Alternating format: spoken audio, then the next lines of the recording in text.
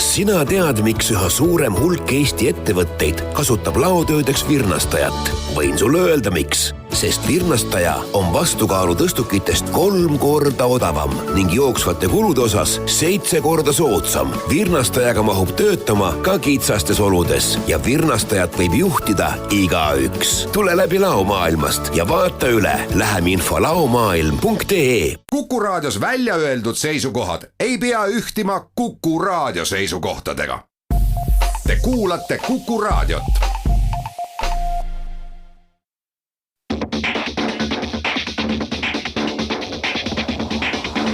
Autotund.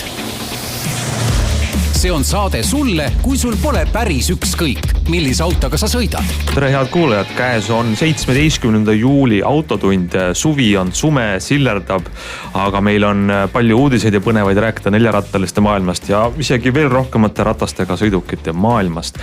Mis meil täna saates juttu tuleb, me ei saa kuidagi üle ega ümber Inglismaal toimunud nädalavahetusel Goodwoodi autofestivalist, kus tuli välja väga põnevaid sõidukeid. Siis me räägime sellest, mis juhtub, kui sa unustad tanklas vooliku autosse ja mis on kõige hullem asi, mis juhtuda saab. Ja saates räägime pikemalt täna 2 pistikhübriidist, mis on Eestis, Tallinnas olemas, müügil, tänavatel juba sõidavad. Mis on need pistikhübriidide mõte ja kuidas on üks tavaline keskklassi auto teistmoodi, kui ta küljes on juhe, millega ta laadida, kuigi samal ajal on ta ka sisepõlemismootor. Et juttu tuleb BMW ja Mini pistikhübriididest. Autotunni tõmbab käima OpTibet. No nii, hakkame saatega siis minema nagu ikka. Mina olen Hans Lõugas, Tarmo Tähepõld minuga koos siin. Me räägime alguses uudiseid ja siis räägime pikalt proovisõiturest koos ühe saatekülalisega. Kuulake, kes see tuleb.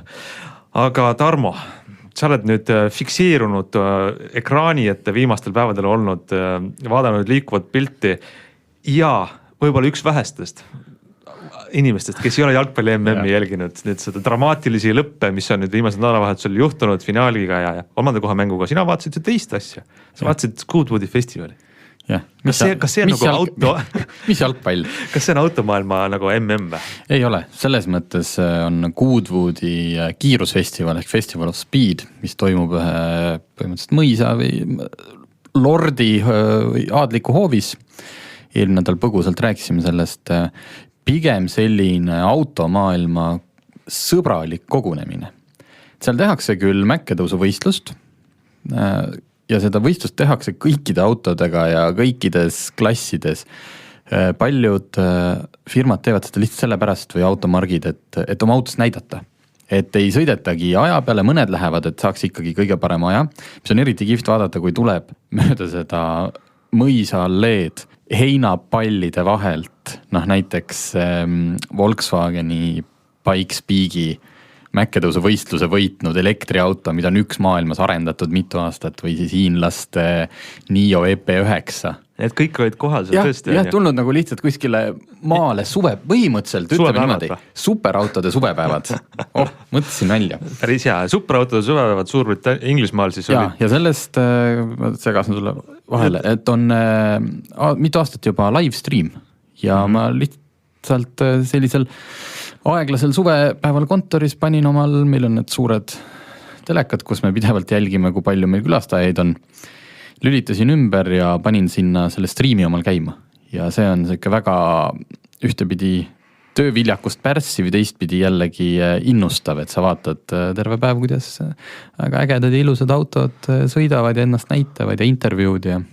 No aga need on sellised autotööstuse või superautode suvepäevad, aga seal on uudiseid ka, et seal on uud ka väljas. No see tõesti Hiinast oli kohal tulnud NIO, mis tegelikult on juba varemgi teinud siin rekordeid. Polestar oli, või kuidas see, Polestar? Polestar, ei ole Star.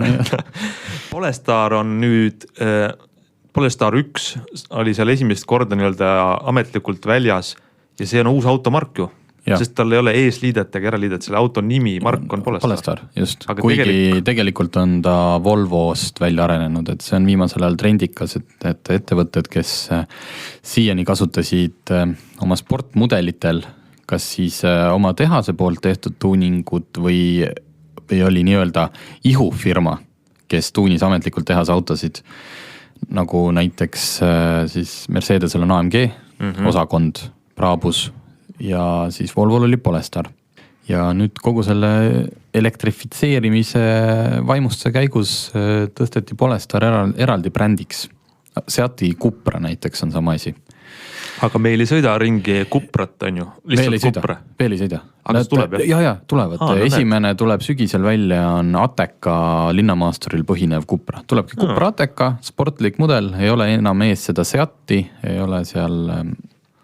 Lihtsalt ongi. Ja tegelikult, kui ma vaatan seda Polestari, ma näen, et see on Volvost pärit. Selles mõttes muidugi, ega tal ei ole eraldi sellist kuskil täiesti arendusosakonda, eks see tehnoloogia paljuski tuleb Volvo tehasest ja disain.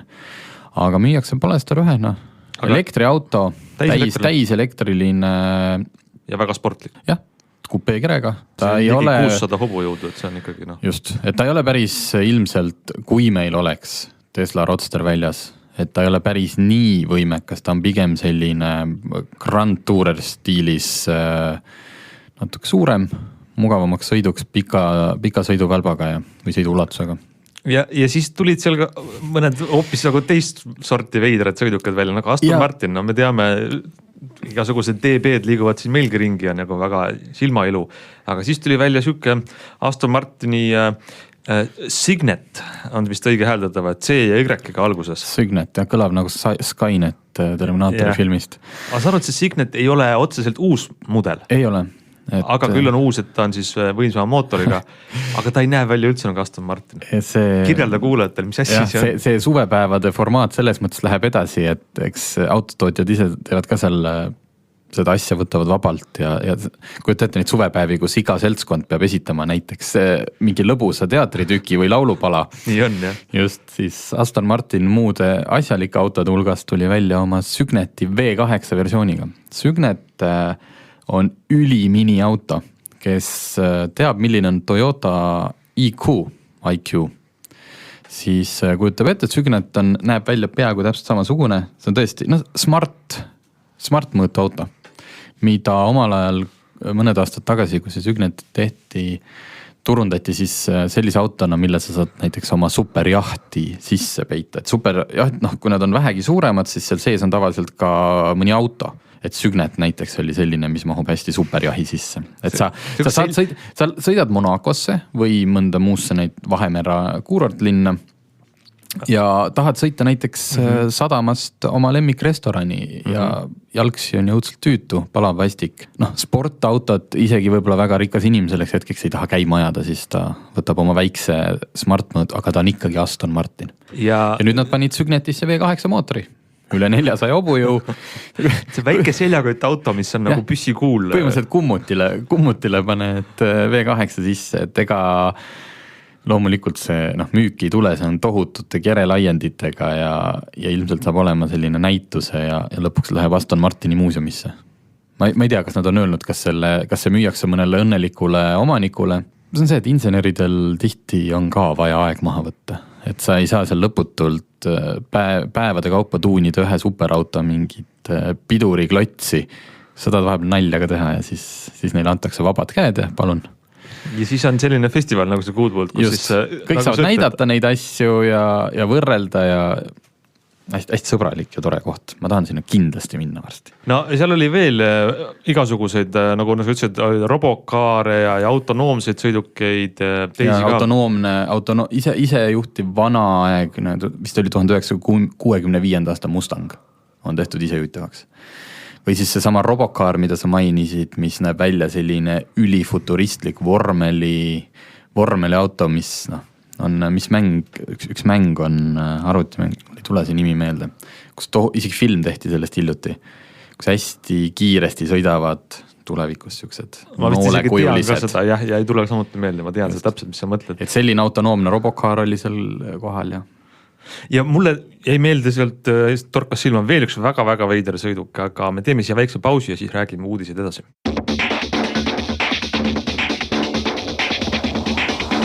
Autotund. See on saade sulle, kui sul pole päris ükskõik, millise autoga sa sõidad. Autotunni tõmbab käima OpTibet. No nii, lähme autotunni uudistega edasi ja kuigi on nagu suvi, kus võib-olla ei tooda välja nii palju uuenduslikke ja uusi asju kui kevadel, sügisel, talvel, siis automaailma suvepäevad on, nagu me ristisime sinna omavahel Kuudvoodi festivali ja seal on väga põnevaid huvitavaid asju juba välja tulnud, nagu me saate alguses rääkisime, aga need kõik ei ole ainult sportautod või väikesed kahekohalised smartid või midagi sellised, sest et üks Rootsi firma tõi Kuudvoodi festivalil välja siis ühe, see on ikkagi veok. See on väga äge välja. See on uskumatu välimusega auto. Firma nimi on Einride, on vist õige öelda või? E-ga siis, Einride, Einride. Ja on väike Rootsi selline startup, mis tegeleb veokite 21. sajandisse tõmbamisega, lükkamisega. Ja see on nende teine mudel. Ja sellest siis on kombineeritud kõik nagu uuenduslik või tulevik futurism, mis meil tänagune autotööstuses on. Et esiteks on ta täiselektriline, et ei mingit sisepõlemismootorit ja teiseks on ta täiesti autonoomne. Aga see ei ole nüüd autonoomne selline, nagu meil on siin mingid tavalised autod, kus juht istub rooli taga ja laseb roolist lahti ja igaks juhuks on tal olemas, sest Einride'i veok on, see on ka täitsa ulmefilmist, seal ei olegi salongi. See on siis 6 rattaga selline platvorm, kus taga on sellel näidisel, mida nad näitasid, on siis 4 sellist posti kauba, palgiveose kinnihoidmiseks. Ja ees on siis väike tuuletõkke sein. Ja mida sul vaja on? Sul autonoomne sõiduk olemas ja veab. Ja et see tuuletõkke sein näeb natuke ikkagi kabiini moodi eemalt vaadates välja, aga jah, kui te teate, milline näeb välja Tesla Semi, ehk siis Tesla veok ja arvesite, et see on nagu ulmeline ja päris äge võrreldes tänapäevastega, siis see rootslaste oma on ikka tõeline ulmefilmi värk. Jube kift, tahaks näha selliseid. Hästi kift, jah. Tesla Semi selles mõttes on ikka täiesti nagu igand, täielik rekka, sest seal on inimene istub sees, mis ta seal teeb.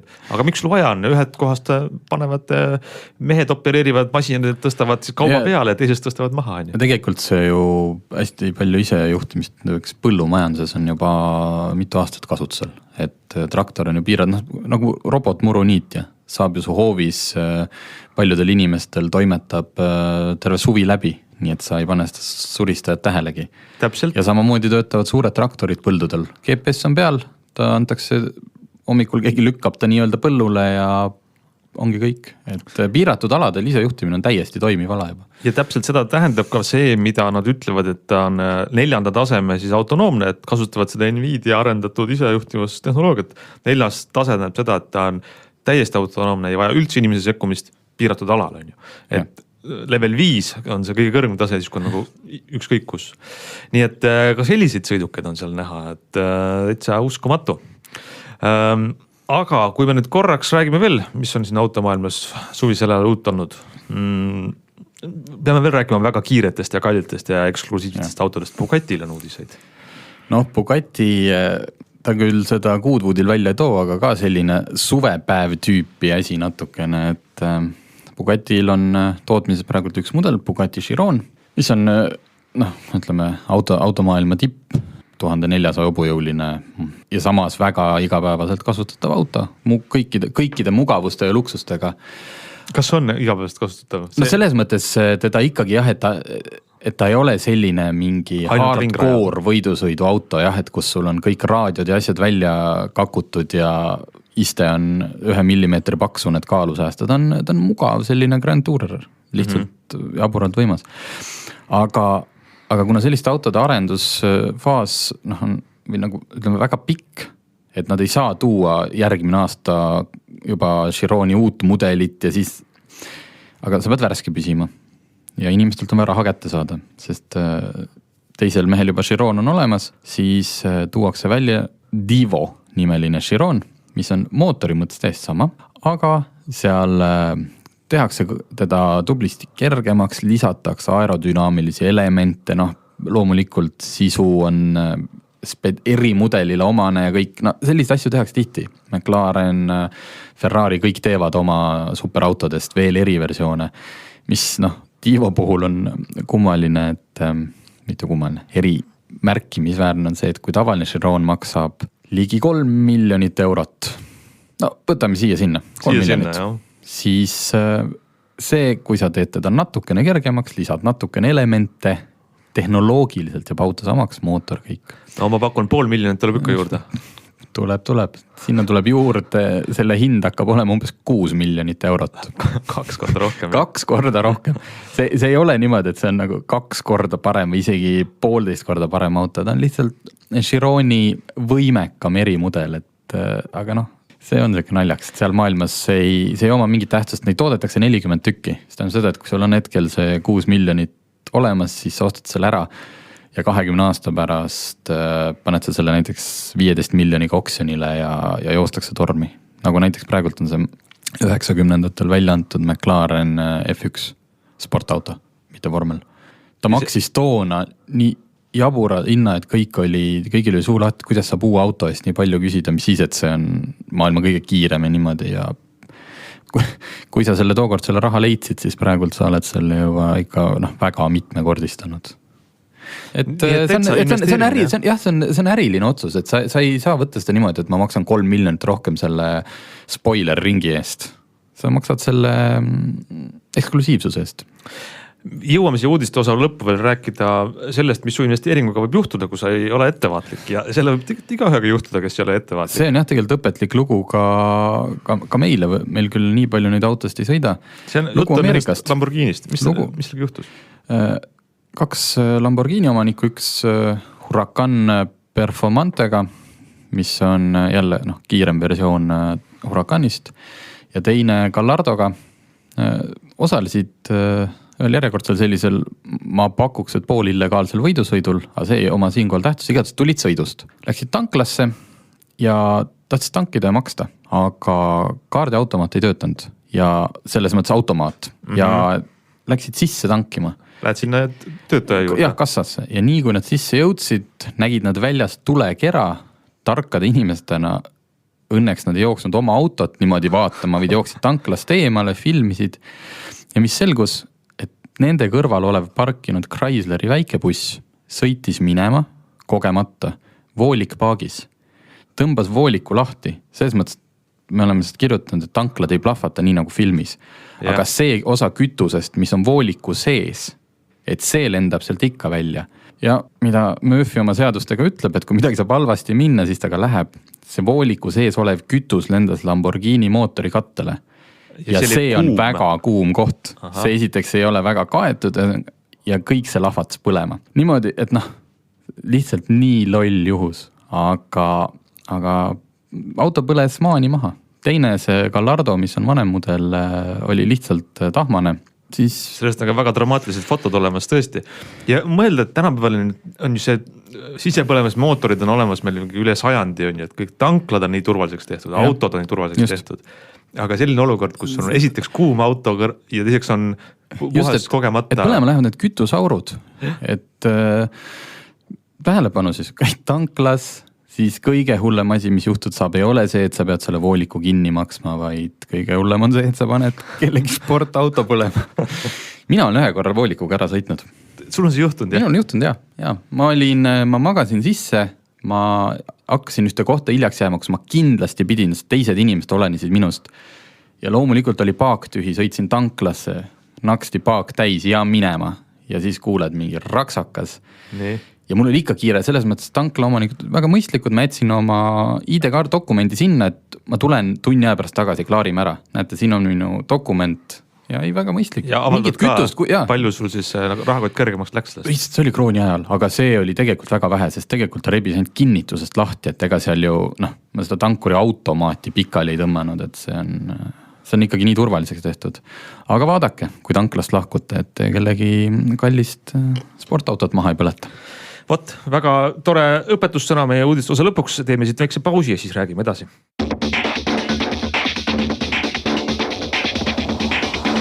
Autotund. See on saade sulle, kui sul pole päris ükskõik, millise autoga sa sõidad. Autotunni tõmbab käima Optibet. Läheme oma autotunniga nüüd edasi ja me räägime nagu ikka saate teises pooles masinatest, millega me oleme käinud sõitmas. Proovisõitu tegemas või pikemat sõitu tegemas või niisama rooli keeranud. Täna on meil 2 sõidukit ja sellest räägib mu kaassejuhtud Tarmo räägib ühest ja teiseks on meil külas Paula-Johanna Adamson, kes on käinud sõitmas ka võib-olla samasuguse autoga teie. Mõlema sõiduki ühisnimetaja on siis juhe, võiks nii öelda pistikhübriidid. Paula, sa käisid sõitmas BMW pistikhübriidiga ja sa, Tarmo, käisid sõitmas mini pistikhübriidiga. Jah. Väga palju küsimusi tekib sellest kõigest, aga hakkame otsast peale. Räägime korraks kuulatud ära, mis asi on pistikhübriid ja miks ta on eriline kõikidest teistest sõidukid? Pistikhübriid on põhimõtteliselt siis hübriidauto, mis sõites ja pidurdades natukene regenereerib energiat, aga sa saad eelnevalt siis kodus või mõnes avalikus laadjas sinna ka elektrit sisse panna ja sõita ainult elektri jõul. Lühikest, väga lühikest distantsi, et ta ei ole kindlasti elektriauto, aga ta on selline üleminek või vahepealne variant sellest. BMW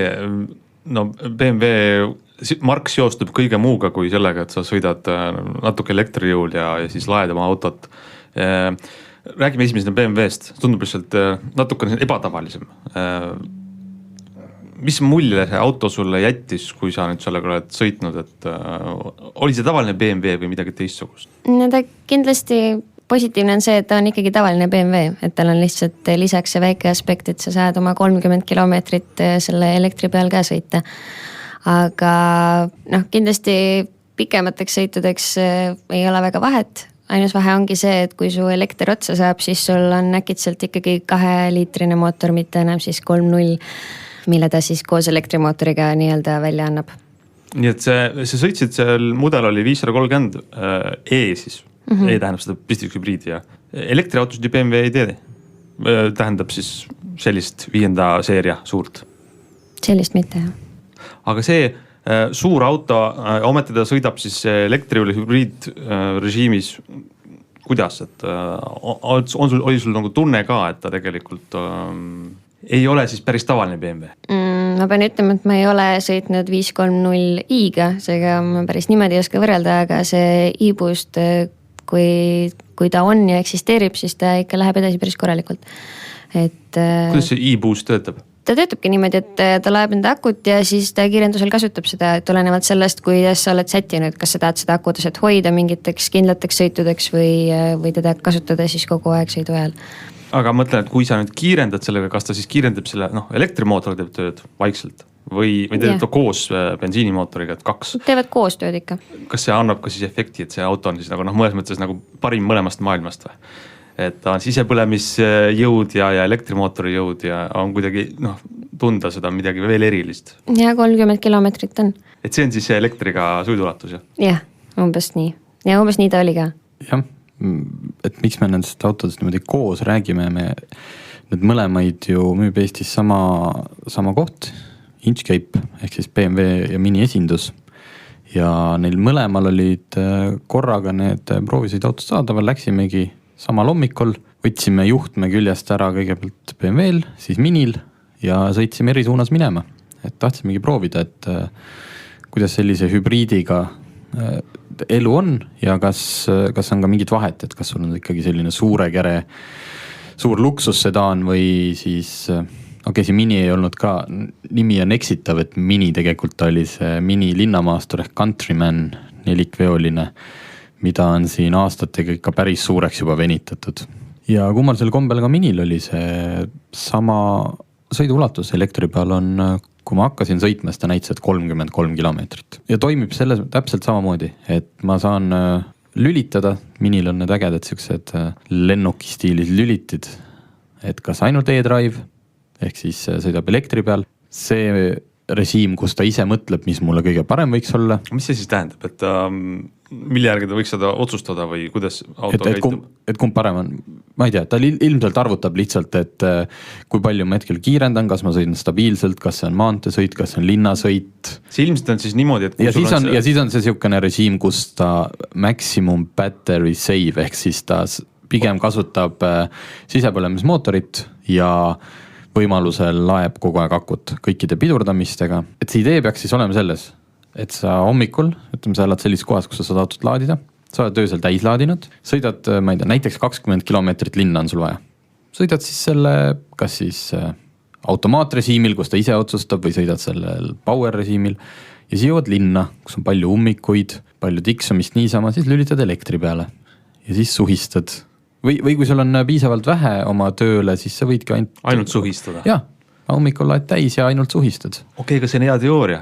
Väga ilus mõte niimoodi, et selline kombinatsioon teha. Te olete nende autode roolis reaalselt. Kui palju te nüüd siis vahetasite neid režiime? Suhistamine, hübriid, siis bensiin? Mina vahetasin ainult 2 režiimi vahel, kas siis elekter või siis nii-öelda power režiim. See vahepealsed, mis ma tast ikka proovin. Aga peamist elekter, sellepärast, et see oli nagu idee, et proovida, kui palju ja kui kaugel ma selle elektriga saan. Kui see sai otsa, lülitasin selle poweri peale, et vaadata, kui kiiresti ta mul selle täis laeb. Ega ta väga tegelikult ei lae ise sõidu pealt seda. Ainult pidurdamiste pealt. Ilus unistus pigem. Et tal ei ole sellist, nagu on nendel BMW i autodel, ehk siis i3, i8, et kus bensiinimootor ei ole ju, eks ju, ratastega üldse ühendatud, vaid ta sisuliselt on generaator. Selle nimi on isegi ju range extender seal, ehk siis sul on bensiinimootor, mis on mõeldud, et siis ta annab akul sõiduvatust juurde. Ja. Aga BMW-ga sõites, miniga sõites, lihtsalt bensiinimootor on selleks, et kui see elekter otsa saab, siis te saite sõita nagu muretult nii palju, kui oli kütust paagis, jah? Yeah. Kui palju sa BMW puhul nagu vaatasid, et nüüd ma tahaks panna teise režiimi peale, et on see elektrirežiim, et paneme teise, et kas see on nagu ka päriselt selle auto roolis olles siuke oluline asi, mida siis vahetada või vaadata? Ma ei tea, ma arvan, et see tuleb rohkem siis välja, kui sa seda autot reaalselt omad ja sul on mingi kindel rütm, mida sa igapäevaselt rakendad, et ma kujutan ette, et kui mul ta igapäevaselt oleks, siis ma käikski kindlasti elektri peal tööl ja hoiaks selle pealt nagu kütuse ja arvatelt päris korralikult kokku. Aga muidu linnasõidul, siis kui ta otsa saab, siis ei ole nagu midagi peale hakata enam. Jah, et sul ei ole siis enam valid, sest sõidadki nagu tavalise bensiinimootoriga autoga nagu kõik ülejäänud. Hoiad kütuse pealt kokku, sa ütlesid, Paolo, see on, ütleme, numbrid, mida nüüd tootja lubab. Sama tootja mõlemal autol on ju. Ja. See jah, omanikud ilmselt kasutatakse tehnoloogiat, jagatakse oma vahel, et nad päris samast tehasest ei tule, aga sama rahakott on seal kõige lõpus. Olgu, aga kui palju kütust kulub, see BMW on selline huvitav vahemik antud, kulub 2,1 liitrit sajale kuni 1,9. Et tavaliselt läheb nagu väiksemast suuremaks, aga mõte on vist sellest, et kui linnas sõidad rohkem, siis elektriga, siis kulub linnas veel vähem kütust. Sellele mini puhul ma saan, et numbrid on ka ikkagi väga väikesed vist. Ta jääb samasse kanti. Ja, see on selline nii arvutuslik, kui veel olla saab. Ma arvan, et kui me teeme pikemaid ja lühemaid proovisõite, siis sellise auto puhul ma arvan, et see peaks olema see auto meie käes ikkagi paar kuud. Et saaks nagu reaalselt selle sama, et me saaksime paagi ja kilometraaži mõõdikul teha, sest kui mina vahepeal vaatasin, kui palju on kütuse kulus, mulle näitas ta mingit numbrit 7,0. Kuigi ma olin sõitnud just 30 kilo, ei olnud, kuigi ma olin just sõitnud 30 kilomeetrit elektri peal, et ja samal ajal põles 7 liitrit kütust tunnis. No eks ta põles selle pärast ka, et see oli ikkagi 165 kilovatine auto, et eks ma paar korda kiirendasin ka, aga no kuulge. Et see number 2,1 on keeruline arvutus, seda numbrit ei näita sulle see parda arvuti seal. See tuleb mingit muul moel, ma ei tea, kuidas. Räägime kohe edasi hübriidiga sõitmisest, teeme väikse pausi siia.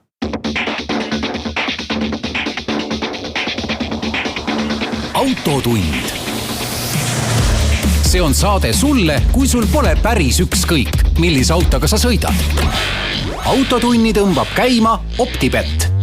No nii, jätkame oma juttu sellest, et Eestis on müügil ja liikluses liigub palju autosid, mis on hübriidid, aga mitte siis need hübriidid, mis on tegelikult juba, ma ei tea, üle 10 aasta olnud meil, nagu Prius esimesena tuli välja, et sul on auto, mis on mõnes mõttes juhi jaoks hästi lollikindel, et sa sõidad ja auto ise vahepeal on elektriga, vahepeal bensiiniga. Ma üritan aru saada, kas pistikhübriid teeb nagu elu kergemaks või lihtsamaks autojuhil, et teie ei kasutanud seda nii pika aja jooksul, on ju, et kus oleks pidanud hakkama mõtlema, et kuidas ma nüüd lahendada, kas mul on juhe kodus või ei ole, aga selliste autot omades tegelikult peaks ju hakkama paigaldama omale seda laadimisjaama või ei? Koju päris seda laadimisjaama endale ei paigalda. Laadimisjuhet? Laadimisjuhe, seda küll jah. Et jah, kui seda iga õhtu laadima paned ja hommikul sellega tööle sõidad, siis nagu see on nii väike aku, et seal ei ole, selles mõttes sul ei ole nagu vaja, et sul oleks ta nüüd tohutu hiigelvõimas eriline kiirlaadija, et see on täpselt selline, tõmbad omal selle 240 volti juhtme. Elekter on minu jaoks natukene veel hämar. Juhe. Selle juhe võtad omal toas, tõmbad pikend juhtmega, pead laadima, et ta ei ole selles mõttes nagu mingi eriline tehnoloogia nagu need päris elektriautod, et see nüüd... Aga sa pead laadima, et sa pead laadima, paned selle oma 30 kilomeetrit sõiduulatust sinna sisse ja hommikul jälle lähed suhistad. Ja samas sa ei pea laadima. Ja sa sõidad siis justkui tavalise bensiiniautoga. Sul on lihtsalt 2 liitrine turbakas. Just. Ja tegelikult on see, et on ju tekkinud leerid, on radikaalne elektriautode fännkond, siis on vanakooli bensiini inimesed, kes ei usu kunagi, et elekter saab selleks, mis ta saab ja üldsegi on sama palju reostab ühesõnaga. Neid vaidlusi on loomulikult internet täis, aga siis on selline rahulik kesktee, kes räägib, et hübriidtehnoloogiad ongi see nagu... mis meid kõiki päästab siis sellest hukust. Et on nii ühte kui teist. Just, et ükskõik mis see hübriid on, kas on tegelikult on ju gaasiautod, kõik need CNG, Škodad, Volkswagenid, Opelid, need on kõik, see on hübriidtehnoloogia. Jah, et sul on saab sisepõlev, just, et sul üks saab otsa, kasut teist, et võimalikku loodussõbralikku, aga sa ei ole sellega nagu seotud, et need CNG jaamad on eks ju üle Eesti loetud arv. Aga ikkagi tekib juurde. Tekib juurde, nii, väga hea, aga ongi see, et mul see CNG otsa, et nüüd ma olen, et sõber kanistriga too mulle natuke gaasi, et ei ole seda muret. See kanistriga vist ei too ka seda suru gaasi. Et lülitad bensu peal ümber ja sama on selle plug-in elektriautodega, et... Ei, see on kihvt, aga tehke mul selgeks, kas see on ägedam kui tavaline 5. seeria BMW või tavaline Mini Countryman või mitte. Et ma tahan, et nüüd siis jõuaks selle punktini, kus ma ütleks ära, et jah, on küll ägedam, et sellega võiks sõita või siis ei, seal on ikka asjad ei ole nii ägedad. Et kumbal poole see nõel läheb praegu Seier? Ma ütleks, et tal on see vahva trendi aspekt juures, et sa nagu... saad öelda ja tunda, et sa teed midagi ühiskonna heaks ja keskkonna heaks ja nii edasi. Aga suures plaanis minu nägemus on see, et nad ikka väga maailma ei muuda. See on ilmselt nii imelkusega pole paljud jaoks oluline asi, miks osta auto ainult. Ma tahan, et see oleks kuidagi nagu siuke trendikas. Aga miks sa ütled, et ta tegelikult ei ole siis niivõrd erinev? Sellepärast, et lõppude lõpuks on ta ikkagi ju ka 2 liitrine bensukas. Ja see aku saab tühjaks varsti, jah? Väga jätkusuutlik see hübriidimaailm minu jaoks ikkagi ei tundu. Kus poole sulle, Tarmo, see Seier läheb? Kas sinna, kus on jahe või sinna, kus on mitte nii jahe? Ma mõtlen, et miks need siuksed lühikese distantsi hübriidid on ilmselgelt mõeldud sellisteks väikesteks linna otsteks, et elad natuke linna servas, siis sõidad keskele ja saad ilmselt välismaal ka tohutuid maksusoodustusi. Aga et miks seda panna nagu 5. seeria luksussedaanile, mis on tegelikult mõeldud ju ikkagi selleks mõnusaks kulgemiseks autobaanil, pikematel teedel. See on nagu tehnoloogiliselt, eks ju, oluline. Arendame, testime. Hetkel ta lihtsalt ei ole veel valmis, ma arvan, et see plug-in'i ulatus peaks olema ikkagi see elektrimootori osa 200 kilomeetrit. Siis ta hakkab nagu mingit mõju omama. Hetkel on ta lihtsalt tore selline, et sa oma selles väikses äärelinna tänavas vähemalt ei mürgita lapsi selle bensiinimootori vinguga, aga samas, kui sa tahad natukene maailma päästa, siis sa ei pea olema sunnitud sõitma Priusega. Et sa võid võtta ka 5. seeria BMW ja tunda, et sa päästad maailma. See on muidu päris hea selline müügiargument on ju. Aga see ei ole ka midagi uut, sest Lexus teeb seda kogu aeg on, et sa võtad väga kalli ja võimsa ja ütleme, kvaliteetse auto, aga siis paned ikka seda ka juurde, et maailma päästmist natuke. No jah, lihtsalt küsimus on, et kui ma ei ole selline eriline ralli- ja kiirendusfanaatik ja tahangi kulgeda rahulikult ja ma lähen sinna poodi ja vaatan, mul seal 2 BMW-d kõrvuti. Üks on nii-öelda öko ja teine ei ole. Muidugi ma ostaksin selle öko.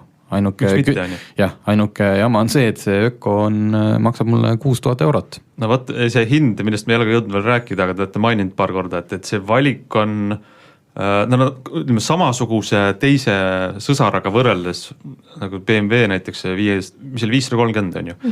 Mitte hübriidmudel on siis odavam kui palju?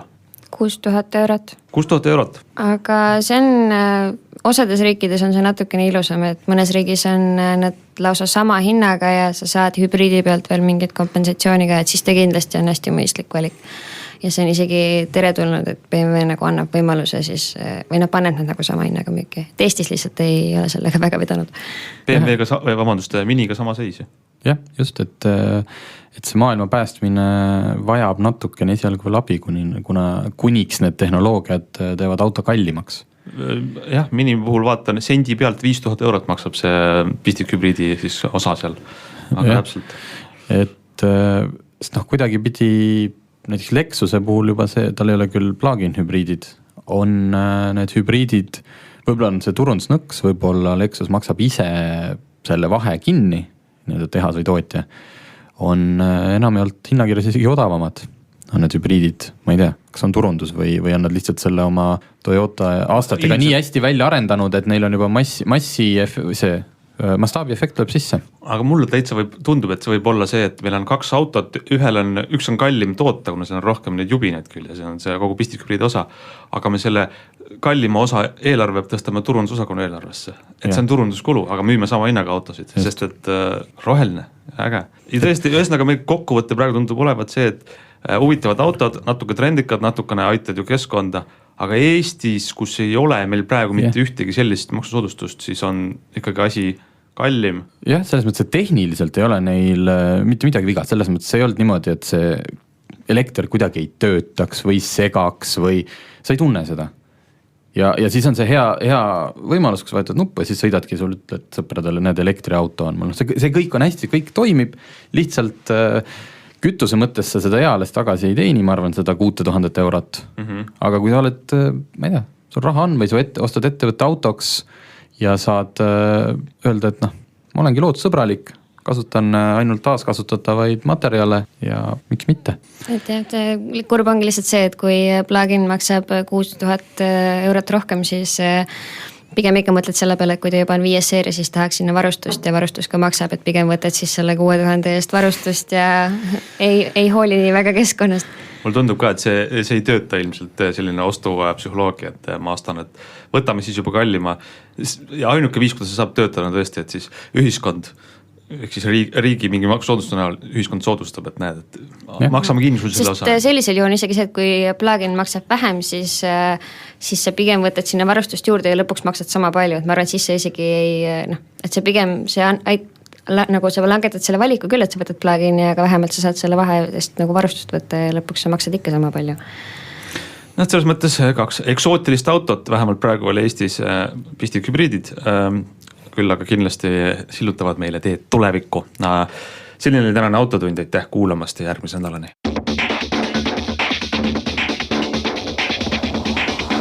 Autotund. See on saade sulle, kui sul pole päris ükskõik, millise autoga sa sõidad. Autotunni tõmbab käima OptiBet,